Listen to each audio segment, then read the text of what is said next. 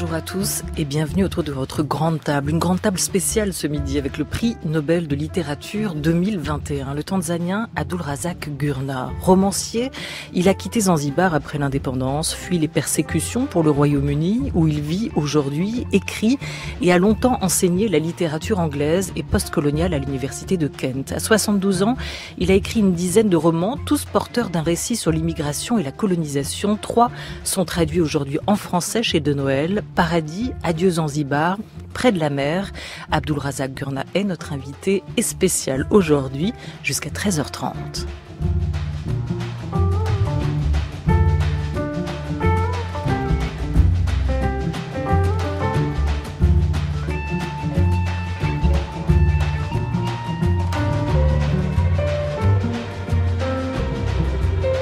France Culture, la grande table, Olivia Gesbert. Bonjour Abdulrazak Gurnah, bonjour. Bonjour. Et bonjour à Marguerite Capel, votre voix française. Bonjour. C'est votre premier grand déplacement en France, Abdulrazak Gurnah, depuis votre prix Nobel de littérature décerné en octobre dernier. Auréolé de ce Nobel, de quelle littérature êtes-vous l'émissaire? De quelle culture acceptez-vous d'être l'ambassadeur? The culture of literature. La culture de la littérature.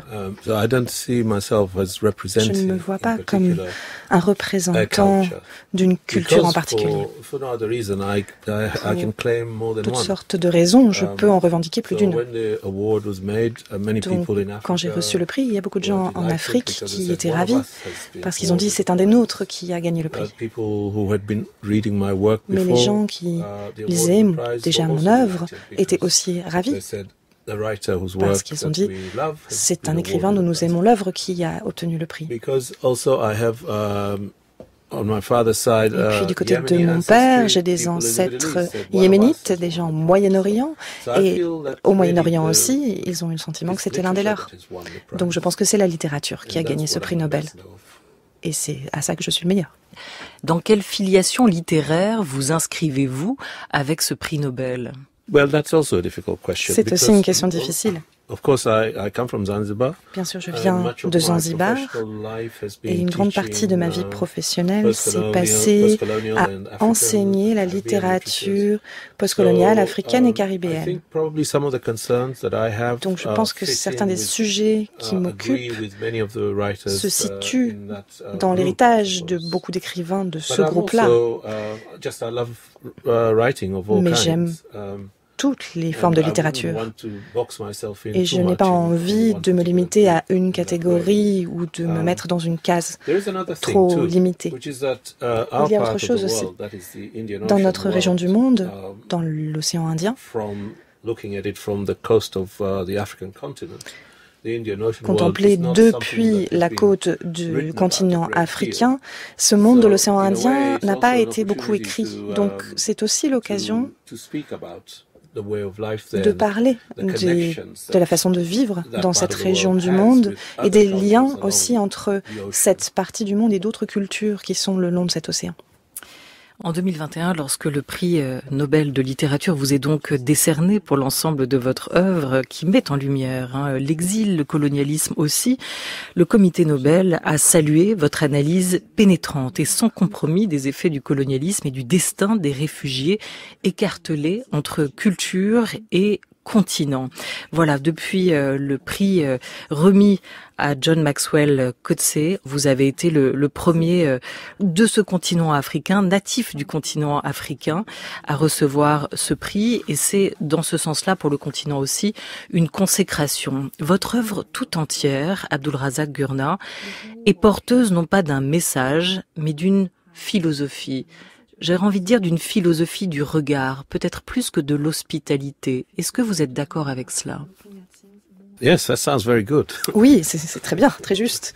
I certainly would agree that it's not. Je suis en tout cas tout à fait d'accord Ce n'est pas quelque chose de simple de voir ce qu'on a sous les yeux et de le comprendre, même quand c'est quelque chose qui se situe dans le passé, comprendre son impact, comprendre son sens pour nous aujourd'hui dans la façon dont nous comprenons la vie. Vous avez mentionné le colonialisme, la migration, les réfugiés, mais j'écris aussi sur la manière dont nous vivons en tant qu'individus en lien les uns avec les autres. L'amour, la famille, le chagrin. Et ce qui m'intéresse particulièrement, c'est la manière dont les gens sont capables de tirer quelque chose des événements dramatiques, des difficultés de leur vie. Donc tous ces aspects font partie de ce que je fais. On a très envie de vous connaître parce qu'on vous connaît peu, trop peu en France, Abdulrazak Gurnah, et ce prix Nobel de littérature permet aussi d'ouvrir pour le lecteur une porte vers votre univers, vers votre écriture, vers vos livres. Mais c'est votre histoire qui irrigue tous vos romans. Avant votre exil en Grande-Bretagne, à 18 ans environ, à quoi ressemblait votre vie?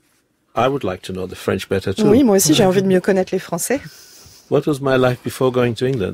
Comment était ma vie avant d'aller en Angleterre? Elle n'était pas mal, j'étais heureux, je crois. En tout cas, jusqu'à la Révolution en 1964. Là, les choses sont devenues difficiles. Mais pas au point d'être intolérables. C'était une époque heureuse. Et à chaque fois que j'y retourne, je suis content aussi. Mais partir... Mon départ avait à voir avec le manque d'opportunités pour me réaliser. J'avais le désir de faire quelque chose de ma vie. Donc c'était plutôt cette raison qu'un refus ou un rejet de cet endroit où j'étais né. À chaque fois que j'y retourne, je suis très content. Est-ce que Zanzibar, cet archipel, l'île où vous êtes né, Abdulrazak Gurnah, est resté dans votre cœur, dans votre esprit, quelque part comme un paradis, puisque c'est le titre que vous donnez à l'un de vos romans? Non, ce n'est pas un paradis dans mon propre cœur.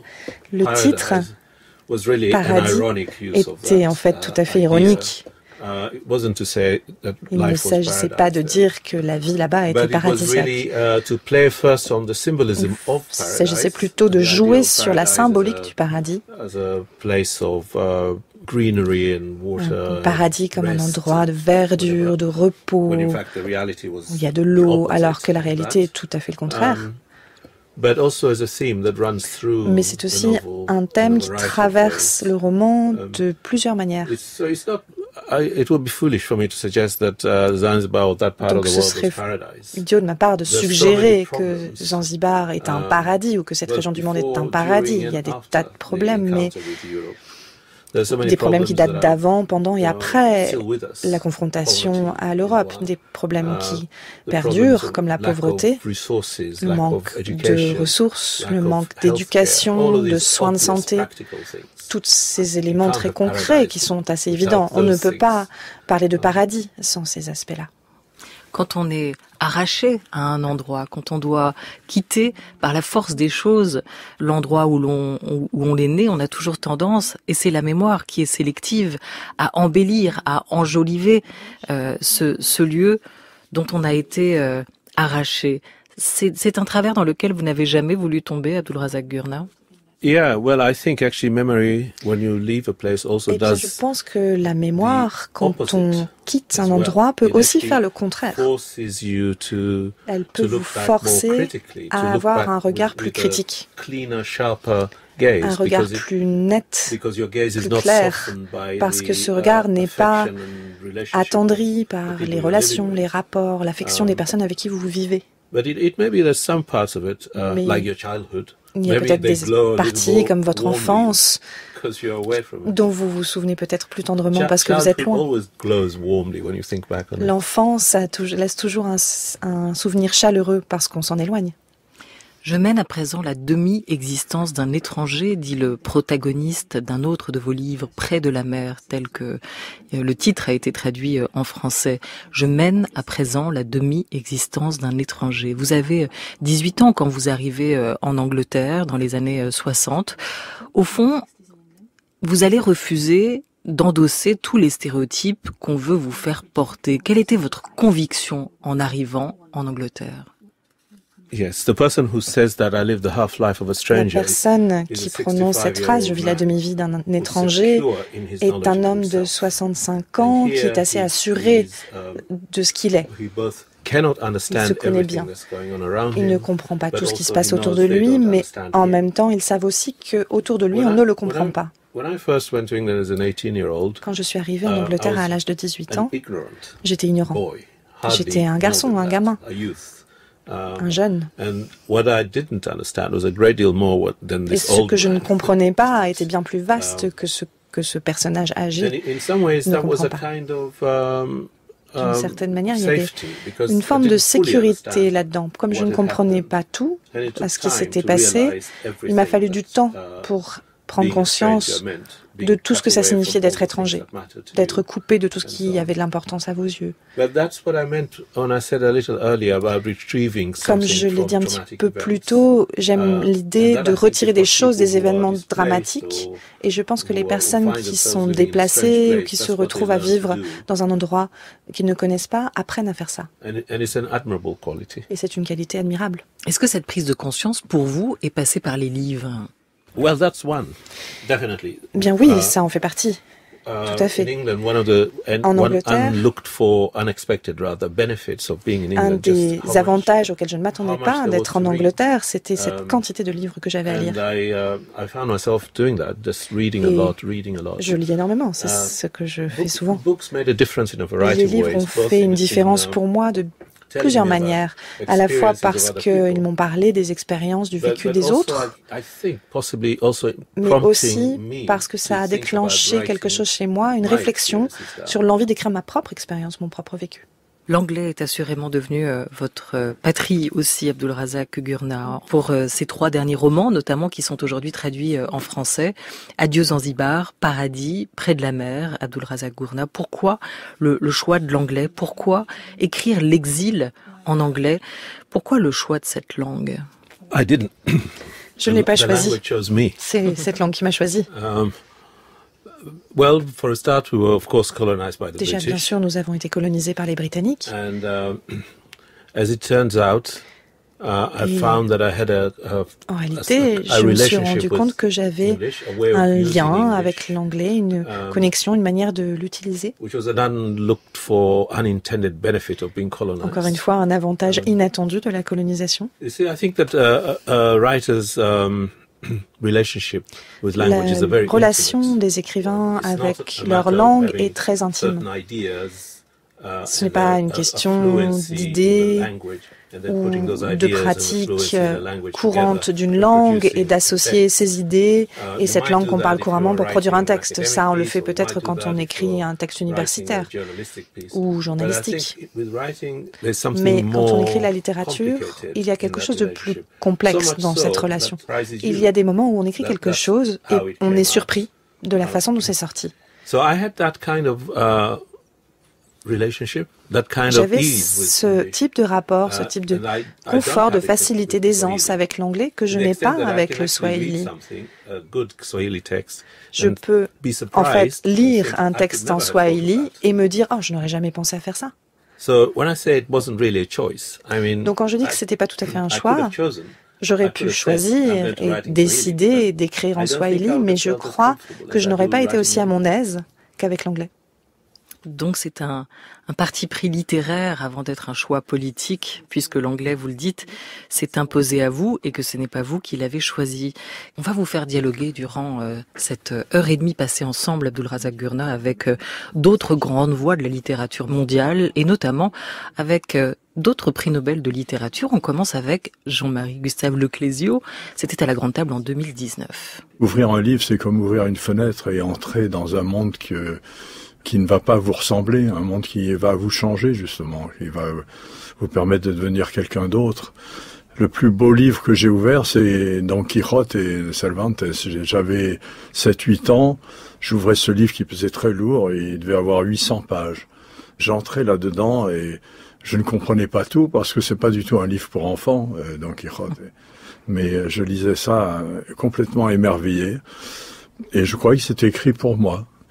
Et je crois que depuis, les livres me donnent cette impression de la possibilité d'un voyage, d'un départ, de devenir quelqu'un d'autre. Ouvrir un livre, c'est comme ouvrir une fenêtre, nous disait le prix Nobel de littérature 2008, Jean-Marie Gustave Leclésio. Alors voilà, à 7-8 ans, lui, il ouvre Don Quichotte de Cervantes et c'est un choc. Est-ce que vous vous souvenez, vous, de votre premier choc littéraire, Abdulrazak Gurnah? Well, I remember perhaps not quite as dramatically as that. Je me souviens peut-être pas de façon aussi marquante, mais je me souviens de 2 moments d'expérience de ce genre. Le premier, je devais avoir 12 ou 13 ans. J'étais chez mon oncle à Mombasa. J'étais en vacances. Il vivait très modestement. J'étais allongé sur une natte par terre, dans le couloir, et je lisais. Je lisais un livre que j'avais trouvé dans cette maison. Lui, il n'était pas lecteur, il ne lisait pas beaucoup. Et ce livre, en fait, s'est avéré être Anna Karénine. Il tombait un peu en miettes. J'ai lu ce livre. C'était peut-être une expérience assez similaire à celle que décrit Leclésio, c'est-à-dire que je ne comprenais pas tout ce que je lisais, mais j'ai pleuré en lisant ce livre. Je ne me suis pas dit qu'il était écrit pour moi. J'ai juste trouvé que c'était une histoire extrêmement triste, même si je ne comprenais sans doute que 15 ou 20% de ce que j'étais en train de lire. La deuxième expérience, c'était un peu plus tard. Je pense que je devais avoir 14 ans, quelque chose comme ça. Mon professeur d'anglais à Zanzibar m'a donné un exemplaire de Le Masseur mystique de V.S. Naipaul. Un livre très important pour moi parce que c'était la première fois que je lisais un roman dans lequel je voyais des personnages que je reconnaissais de la vie qui était la mienne. C'est peut-être parce que vous avez lu si jeune Anna Karénine de Tolstoï que depuis, vos romans ne se terminent pas forcément bien.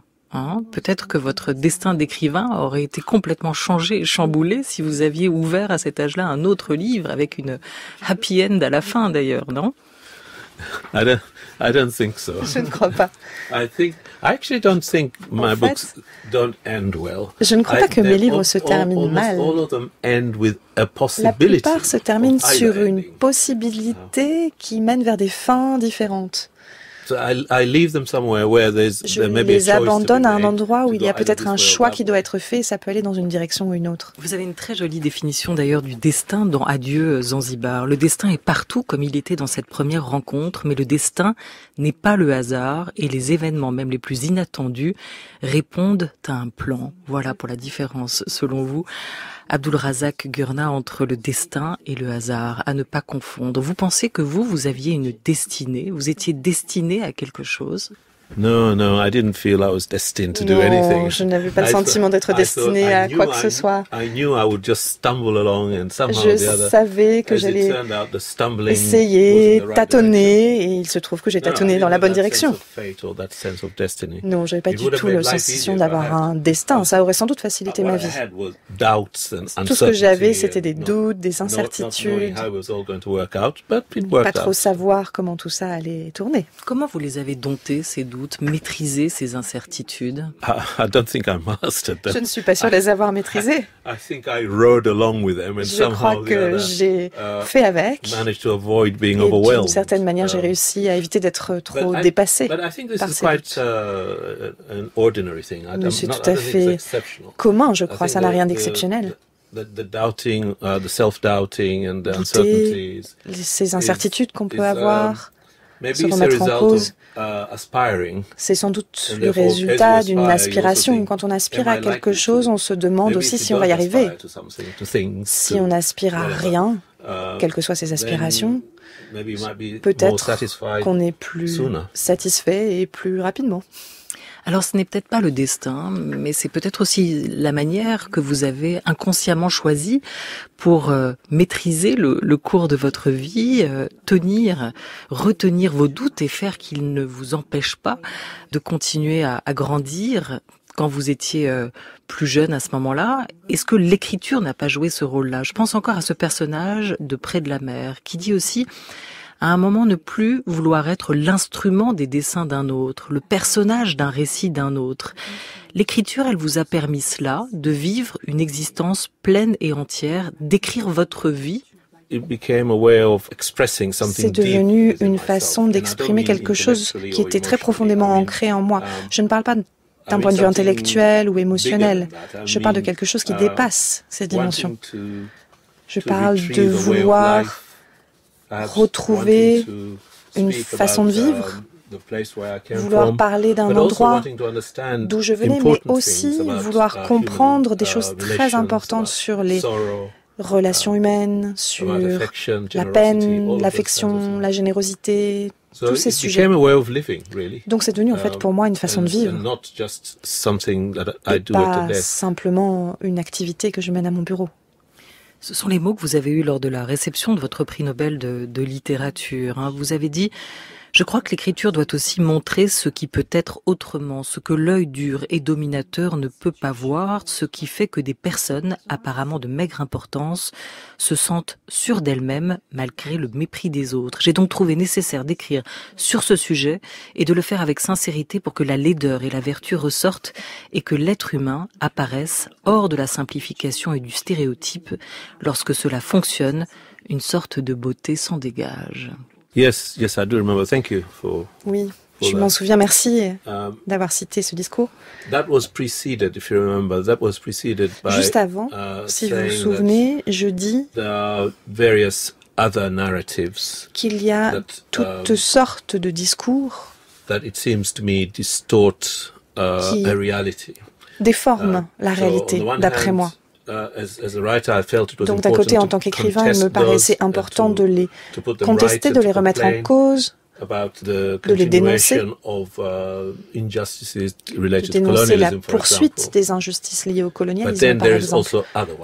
Mais en même temps, il y a aussi autre chose qu'on doit toujours faire, en tout cas que moi je dois faire en tant qu'écrivain, qui est de montrer que les gens sont capables de bienveillance, de générosité et qu'il existe une autre facette à cette laideur dont il est nécessaire de parler. De l'écriture peut jaillir la beauté à vous entendre, à vous lire. Abdulrazak Gurnah, peut-être aussi une forme de consolation. Est-ce que vous partagez ce sentiment, cette impression de l'écrivain nigérian Wole Soyinka, premier écrivain du continent africain à obtenir le prix Nobel de littérature en 1986? On l'écoute. C'est une de mes consolations. Encore une fois, c'est une contradiction parce que j'ai dit aussi que l'écriture est une sorte de masochisme. Parce que ce n'est vraiment pas la plus facile des occupations que je pense avoir pu choisir. Elle a tellement de ramifications auxquelles on ne pense pas quand on écrit, mais c'est une façon d'expliquer, au moins à moi-même et à ceux que je crois être sur la même longueur que moi, d'expliquer ma vision du monde, ma vision des phénomènes, de l'humanité.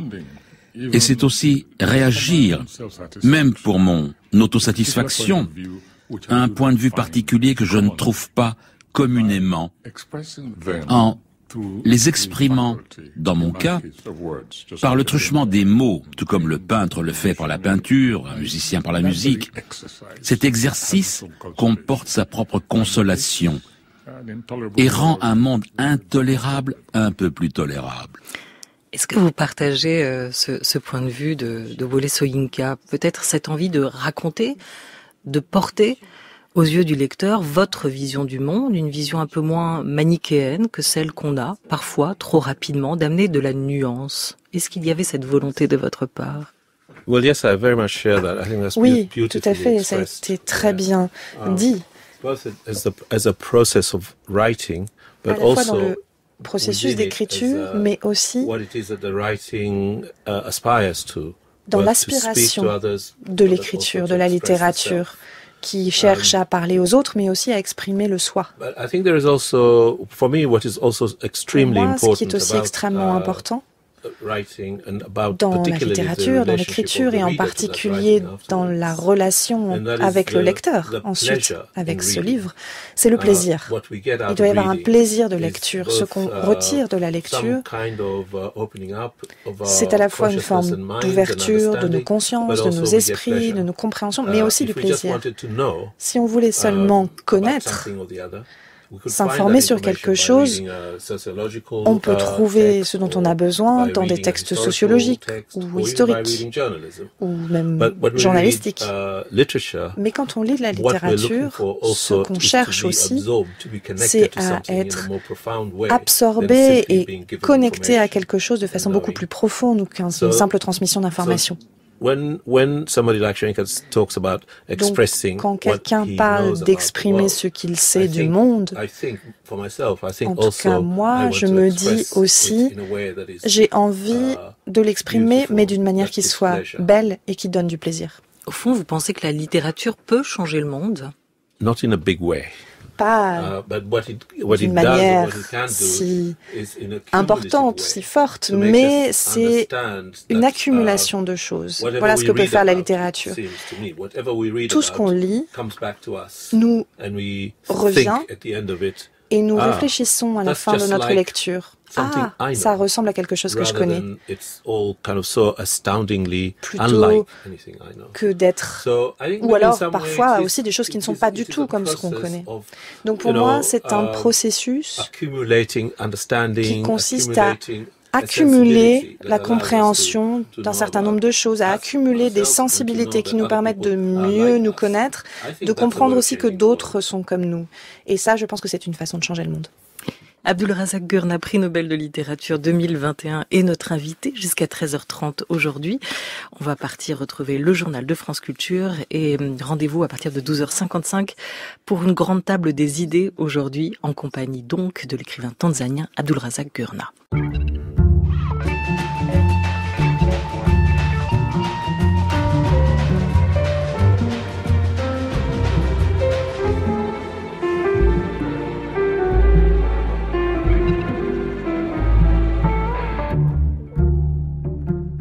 Suite de notre grand entretien avec le prix Nobel de littérature 2021, en exil depuis 50 ans. Il vit aujourd'hui en Angleterre, où il a par ailleurs longtemps enseigné la littérature. Abdulrazak Gurna est l'auteur d'une dizaine de romans, dont 3 parus en français chez De Noël. Tous parlent d'exil intérieur ou d'exil réel, de déracinement et de la valeur de nos vies aussi. Le jury, en lui remettant ce prix Nobel de littérature, a salué son récit empathique et sans compromis des effets du colonialisme et le destin des réfugiés pris entre culture et les continents. Être, vivre entre deux mondes, une force ou une perte, c'est tout l'objet ou le sujet des livres de notre invité Abdulrazak Gurna. Il y a des mots importants dans votre œuvre, dans vos livres, Abdulrazak Gurna, des mots comme exil, comme réfugié, comme asile. Comment vous définiriez-vous ce mot de réfugié ? Est-ce que c'est une condition ? Est-ce que c'est un statut ? Est-ce que c'est un exil intérieur ? Est-ce que c'est un statut administratif pour vous ? Quelle est la définition que vous donnez de ce terme réfugié ? Well, now the word refugee has become ce que le mot réfugié est devenu de façon plus générale. Ça s'applique vraiment de façon très large. Vous vous souvenez que ce personnage dit « Je suis réfugié, je suis demandeur d'asile ». Ce ne sont pas des mots simples, même si on a l'habitude de les entendre et du coup on a cette fausse impression. En fait, il dit ce qu'on attend de lui, mais en même temps, il dit des termes qui sont très compliqués. Et ça ne suffit pas, ces termes-là. Aujourd'hui, dans le cas présent, les réfugiés, ça peut être n'importe qui, pour moi, qui est étranger et qui se présente en Europe en particulier ou aux États-Unis en venant d'Amérique centrale ou du Sud. Mais bien sûr, ce qui compte à mes yeux, c'est que un réfugié, c'est quelqu'un dont la vie est en danger, que ce soit à cause de la violence, de la guerre, et qui est forcé de quitter son foyer. Bien sûr, cette violence peut être aussi une forme de privation. Il n'y a pas forcément que la guerre. Après, il y a d'autres migrants qui sont généralement jeunes, qui ont des aspirations, qui cherchent une vie meilleure. Et les appeler eux réfugiés, c'est mettre tout dans le même sac d'une manière qui n'a pas forcément de sens et qui n'aide pas. Donc je ne cherche pas du tout à exclure les migrants de l'hospitalité. Au contraire, je veux les intégrer, justement les inclure dans cette hospitalité. Quand les gens fuient la violence, que leur vie est en danger, il me semble qu'il y a une obligation humaine d'offrir l'hospitalité. C'est pour ça que je pense que la distinction reste importante, parce qu'on peut discuter des conditions de vie, examiner les situations des personnes qui cherchent une vie meilleure, et il n'y a aucune raison qu'il n'ait pas accès à ça.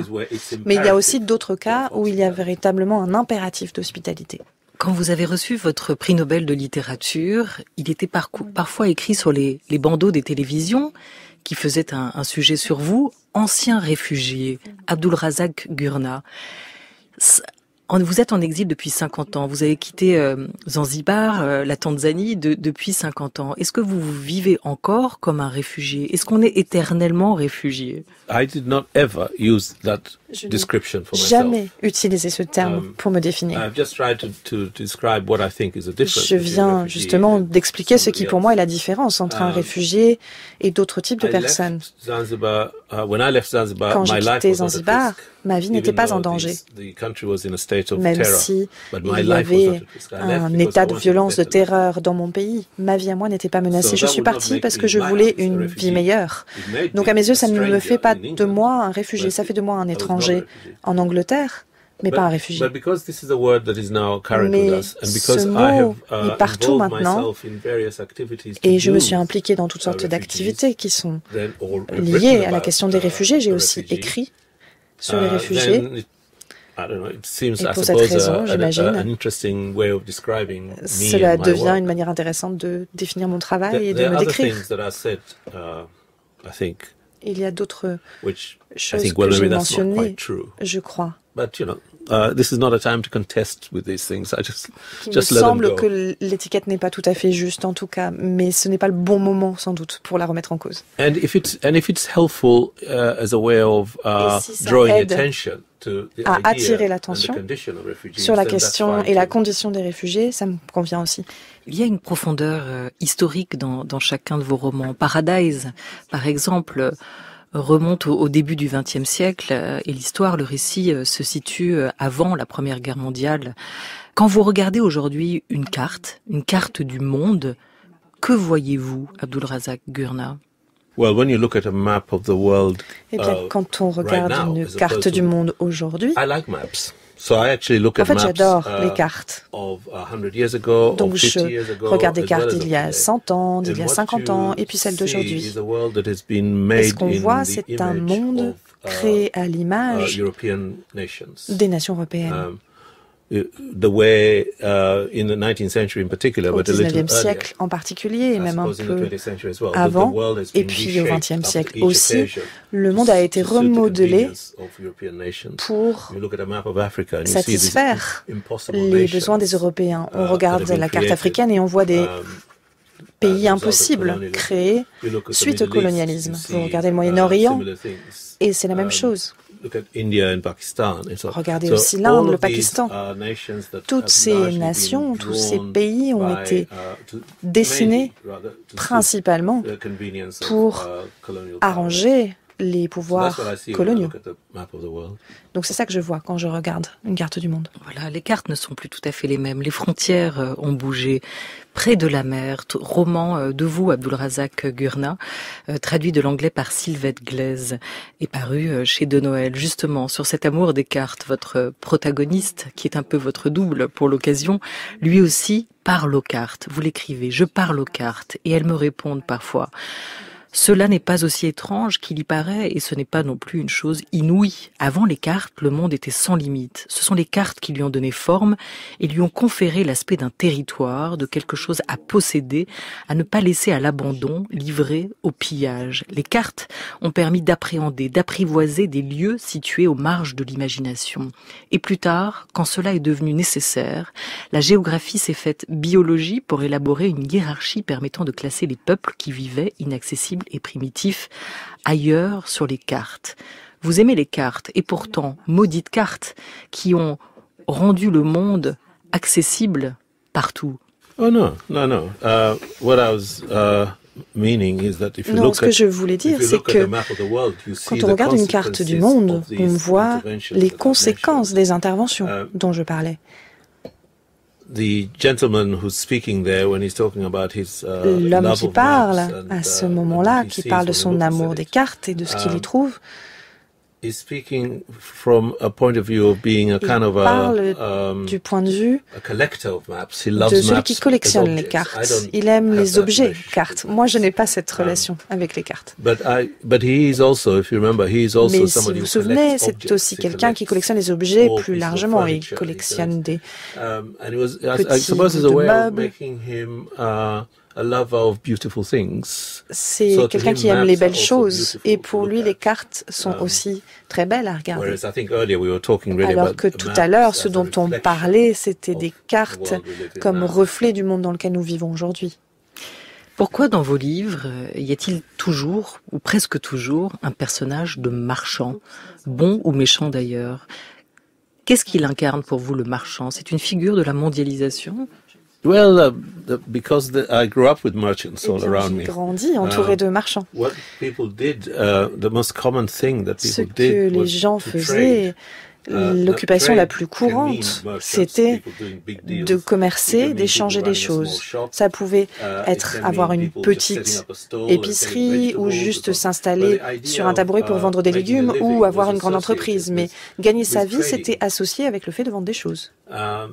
But of course, I was also in Paradise. I was also, mais bien sûr, dans Paradis, en particulier, ce qui m'intéressait aussi, c'était cette figure patriarcale, et puissante et riche,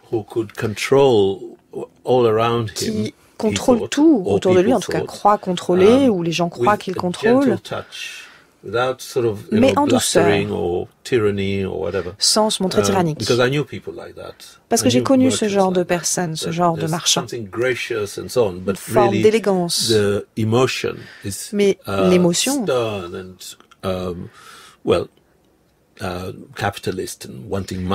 cette avidité, cette avarice capitalistique, elle est là. C'est juste que l'attitude est complètement à l'opposé. Et mon père était marchand. Donc je connais bien les marchands, c'est pour ça que j'écris sur eux.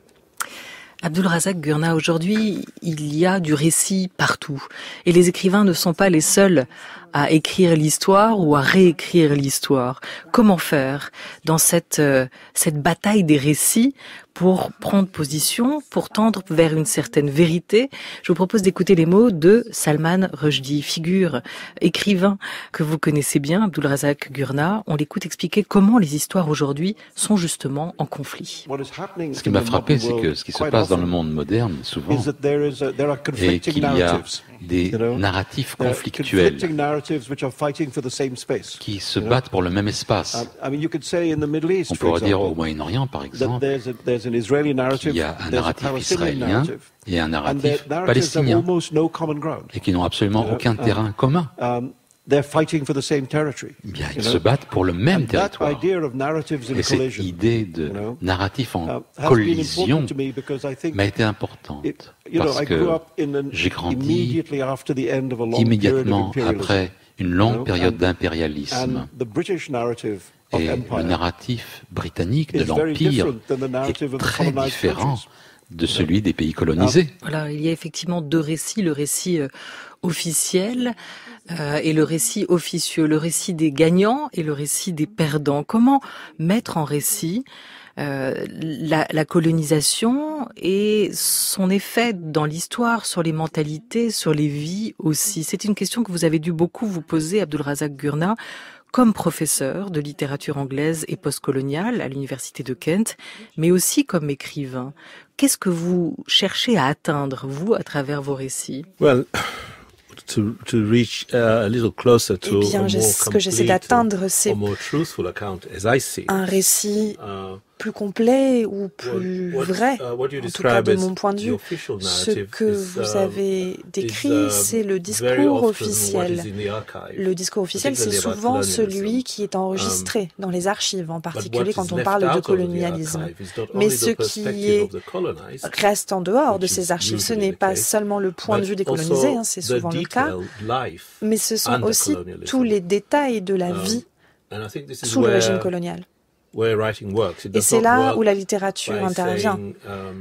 La littérature ne vient pas dire que tel événement présent dans les archives n'est pas exact, mais la littérature vient montrer en détail comment la vie est vécue. Et de manière inévitable, les archives vont paraître incomplètes. Peut-être pas tout à fait juste. Rushdie parle d'une autre forme de remise en cause ou de débat, par exemple, entre Israël et la Palestine et les narratifs qui vont avec. D'une certaine façon, ce sont des narratifs, des discours qui sont vivants, qui sont en ce moment à traiter par les gens, et ce n'est pas facile. Alors que quand on parle de colonialisme, c'est une histoire qui, en apparence, est terminée et bouclée. Nous pouvons la traiter de A à Z. Et quand nous examinons ces récits, ces discours, on se rend compte qu'on peut apporter un point de vue différent, qu'on veut apporter un point de vue différent et qu'on peut peut-être même corriger la description de certains événements. C'est très difficile parce que même dans ce discours officiel, ce narratif officiel, il y a beaucoup de choses qui sont omises, beaucoup de choses qui sont dissimulées, sans même parler de l'impossibilité à entrer dans l'existence des colonisés. Il y a aussi une censure délibérée pour s'assurer que certaines activités ne soient pas racontées, décrites, parce qu'elles étaient honteuses ou cruelles, ou parce qu'il y avait de la torture, de la violence, quelle que soit la raison. Olivier Py, le directeur du Festival d'Avignon, qui a placé sa nouvelle édition, celle de juillet, nouvelle et dernière édition, sous le signe du récit, dit qu'il y a des récits malades et des récits justes. Est-ce que vous validez, vous partagez cette distinction, Abdulrazak Gurnah? Je ne suis pas sûr de savoir ce qu'il veut dire. S'il l'entend par malade, s'il parle de pornographie, par exemple, je peux être d'accord. Mais ce qu'il veut dire, c'est que les récits de tristesse ou de cauchemar sont malades, je ne le serai pas. Donc, sans savoir à quoi il fait allusion, je ne suis pas sûre de pouvoir donner mon opinion. Il pense plus à des récits xénophobes ou des récits très nationalistes, qui réduisent aussi certaines questions dans les récits, l'idée des récits malades. Eh bien, la difficulté, quand on parle d'histoire, de récits, de narratifs de cette manière, c'est que ça peut nous pousser à vouloir empêcher l'apparition de certaines formes de littérature, de récits. Or, ça signifie que quelqu'un doit prendre cette décision, c'est le problème. Et nous pensons que nous pouvons faire un choix juste, mais peut-être que quelqu'un d'autre aussi croit faire un choix juste en supprimant quelque chose que nous aimons. Donc je pense qu'il est probablement meilleur de dire que chacun peut publier ce qu'il veut et de nous assurer qu'on s'informe les uns les autres du caractère malade de ce récit qu'on est en train de lire. Quand on parle de l'histoire, est-ce que pour vous, c'est un mot, je crois, que vous n'avez pas encore prononcé, la question de la vérité est importante. Est-ce qu'il y a une vérité ou des vérités? Il n'y a pas une vérité. C'est pour ça que j'ai utilisé l'expression de récit officiel incomplet. Je préfère voir les choses comme ça. peut ajouter à ces récits partiels en apportant quelque chose. Ça rendra peut-être l'histoire plus vraie à vos yeux, mais ça ne la rend pas définitive. Ce n'est pas la vérité, ce n'est pas le dernier mot. Je ne crois pas qu'il faut réfléchir comme ça. Ça risquerait de nous entraîner au dogmatisme et de nous rendre plus certains que nous n'avons le droit de l'être. Est-ce que vous aviez la volonté, Abdulrazak Gurnah, à travers un roman comme Paradise en anglais, de raconter une autre histoire de l'esclavage? Oui, je voulais raconter différentes histoires de différents sujets aussi. Par exemple, de cette première rencontre entre les colonisateurs européens et les habitants de notre région du monde. D'un côté, il y a ce récit colonial, arrivé avec une certaine idéologie, une morale, l'idée d'apporter certains avantages, alors qu'en réalité, très souvent, c'était une invasion. La violence et l'avidité de ces intentions étaient manifestes. Donc j'ai voulu faire ça aussi pour remettre en cause ce point de vue de l'histoire officielle des archives. Même si, comme on en a déjà parlé,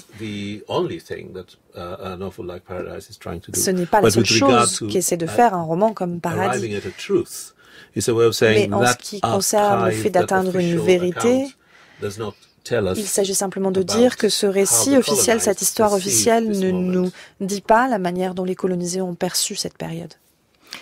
Comment se libérer du poids de nos chaînes quand nous les éprouvons? De quoi sommes-nous, pensez-vous, Abdulrazak Gurnah, le plus esclave?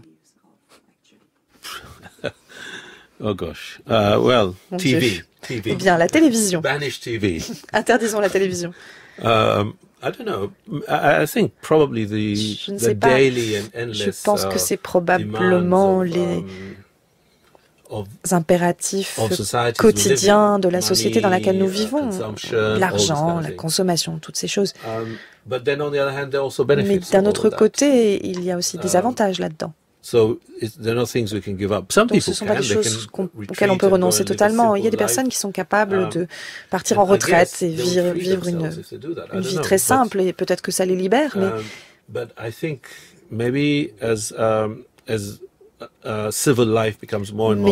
à mesure que la vie civile devient de plus en plus complexe avec tous les objets qui nous entourent,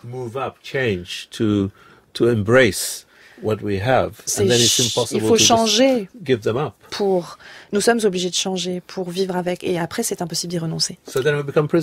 C'est comme ça que nous devenons prisonniers.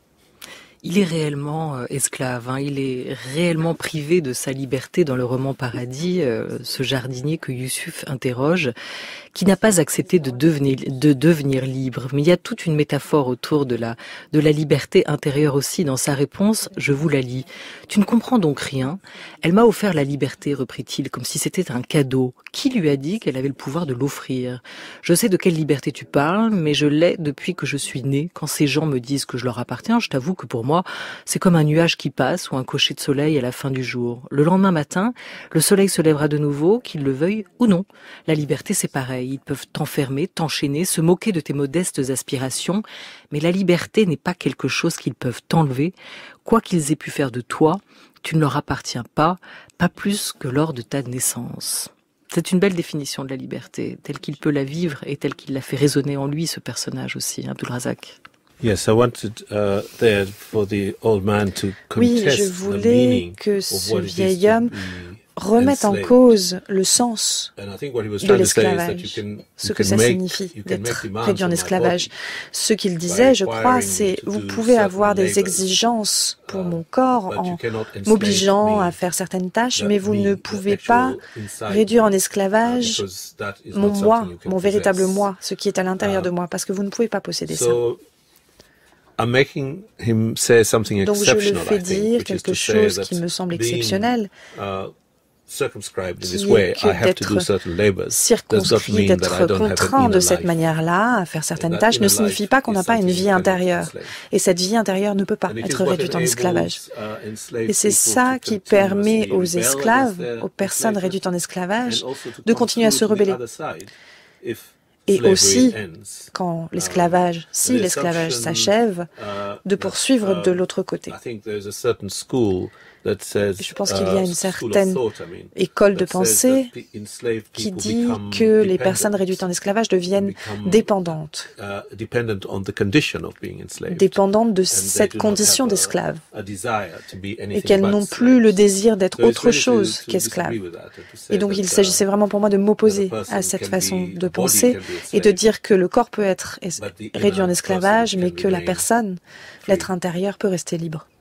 Prix Nobel de littérature 2021, l'écrivain tanzanien Abdulrazak Gurnah est notre invité jusqu'à 13h30.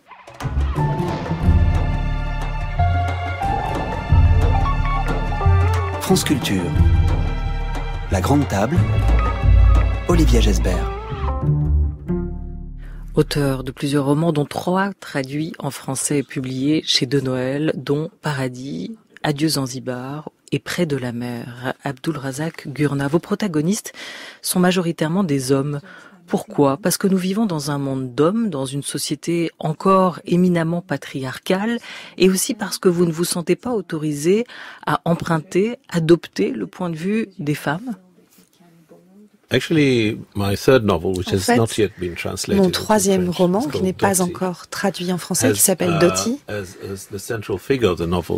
un personnage principal, une figure centrale qui est une femme. Elle est vraiment au cœur du roman, donc j'ai écrit sur des femmes. Je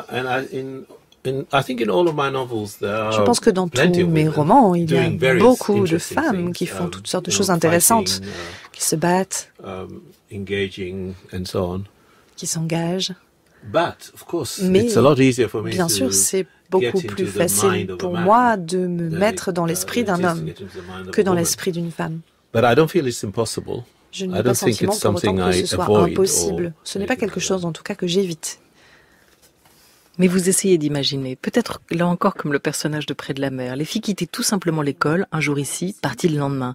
Et l'on savait qu'elles avaient été mariées, cédées, brisées. J'essaye d'imaginer ce qu'on peut ressentir. Je m'imagine faible et femme, privée d'explications devant l'informulé, l'inexprimable. Je m'imagine vaincue.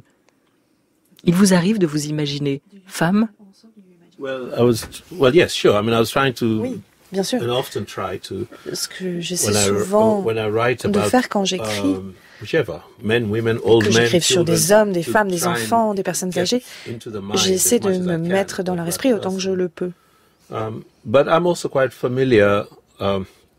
Et puis, je connais bien la manière dont les femmes, les jeunes femmes, celles que j'ai connues dans ma jeunesse, ce n'est peut-être plus autant le cas, pouvaient disparaître de cette manière pour être mariées. Pendant un an ou deux après avoir quitté le lycée, après la Révolution,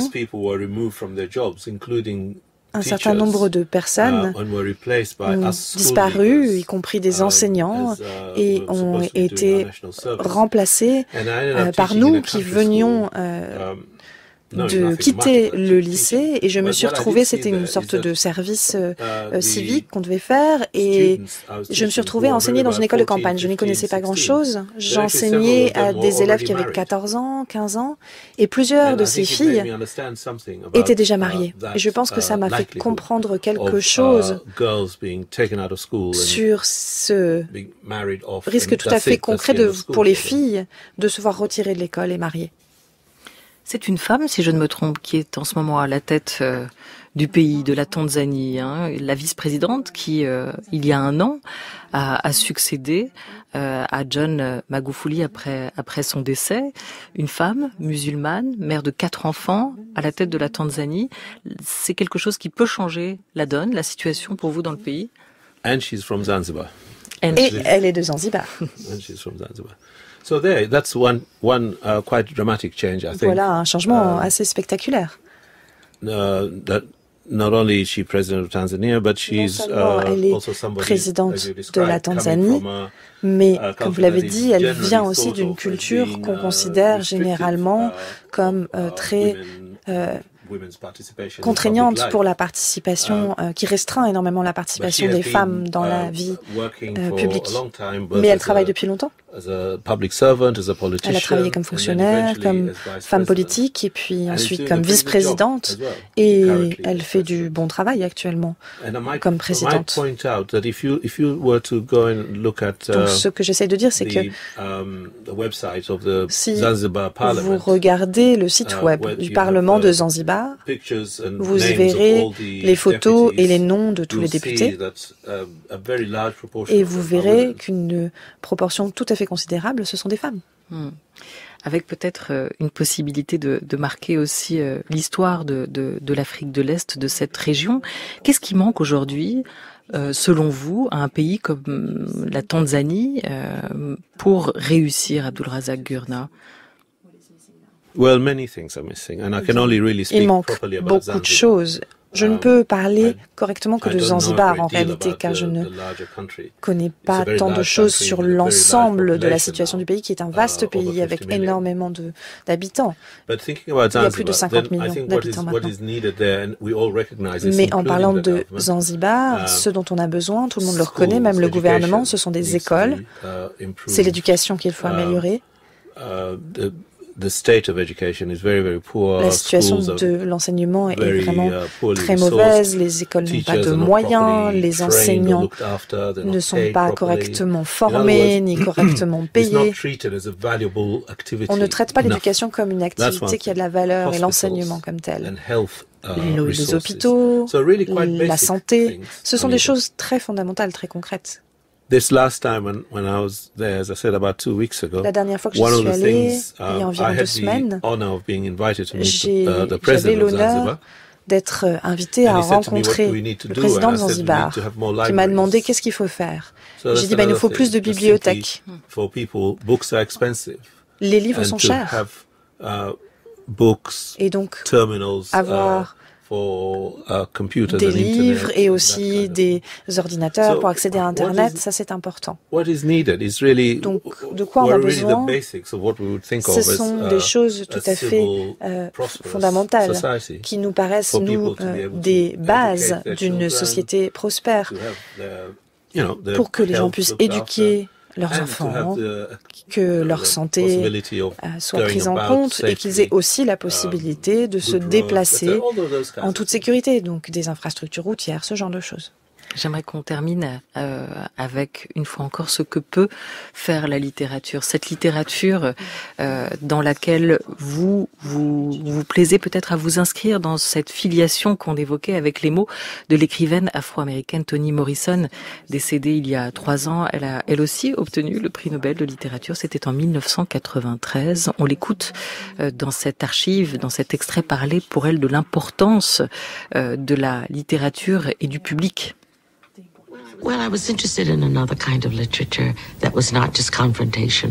La littérature qui m'intéresse n'est pas une littérature qui confronte les Noirs d'un côté, les Blancs de l'autre.